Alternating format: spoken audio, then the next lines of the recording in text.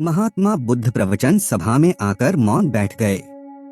शिष्य समुदाय उनके इस मौन के कारण चिंतित हुए कि कहीं वे अस्वस्थ तो नहीं हैं। आखिर एक शिष्य ने पूछ ही लिया, भंते, आप आज इस तरह मौन क्यों हैं?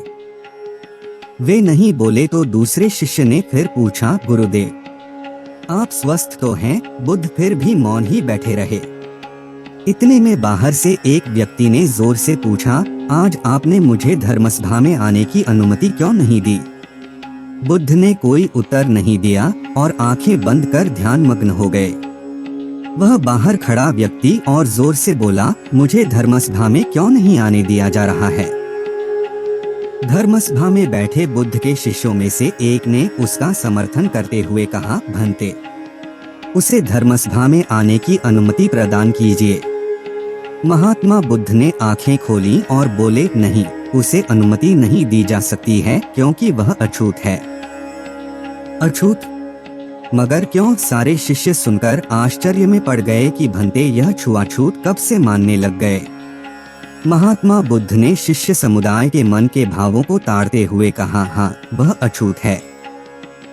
वह आज अपनी पत्नी से लड़कर आया है। क्रोध से जीवन की शांति भंग होती है।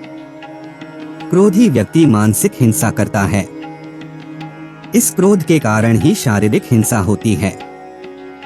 क्रोध करने वाला अछूत होता है क्योंकि उसकी विचार तरंगे दूसरों को भी प्रभावित करती हैं। उसे आज धर्मसभा से बाहर ही रहना चाहिए।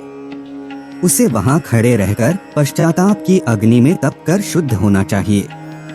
शिष्यगण समझ गए कि अस्पृश्यता क्या है और अछूत कौन है।